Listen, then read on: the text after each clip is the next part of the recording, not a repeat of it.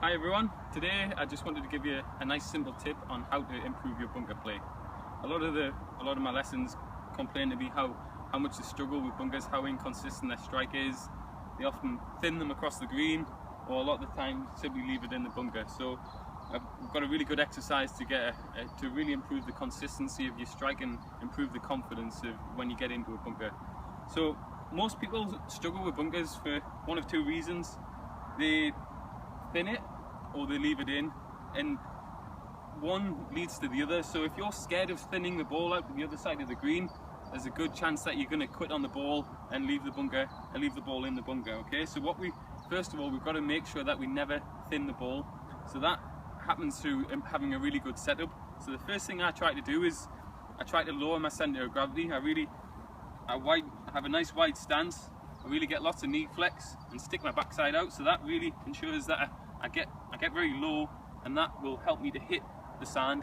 If I stood very tall, there's a good chance I'm going to pick the ball straight off the top of the sand and thin it across the other side of the green. Okay, so that setup is crucial to what we're going to do here. That'll make sure that we hit the sand every time. So nice and wide, nice and low, and try to really think about your knee flex throughout the swing. We're going to keep that knee flex right the way through and make sure that we hit the sand. So once we do that, once we kind of can hit the sand consistently, we then got to make sure we have a really positive, aggressive action in the bunker. If we quit on this and hit it too softly, the ball won't come out, and that's because we're not actually hitting the ball. There's a big cushion of sand between the ball and the club face, so we've got to have a really positive swing when we come to do this. So we've got a nice simple exercise here. You see, I've got the ball just in a circle there. Now I've got 4 circles just to the side of it. Obviously, if you do this in a practice bunker, so all we're going to do is, with our setup we just talked about, nice and wide, nice and low, just very simply try and blast the circle away. And again,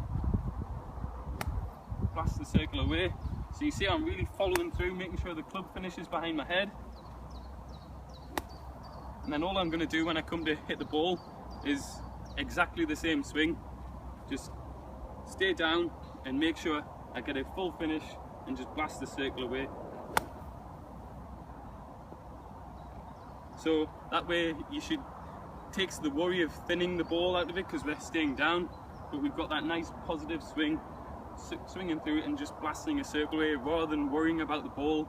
I don't want you to concentrate on how many inches behind the ball we have to hit it. Very simply, just have that mentality where you're trying to blast the circle away. So it's really worth spending 20-30 minutes in a practice bunker building your confidence rather than trying to do that on the golf course. If you spend a little bit of time just getting good at blasting a circle away, you should have a lot more confidence on the course when you come to do it. So nice and simple, a little bit of practice, and in no time you should build your confidence with bunkers.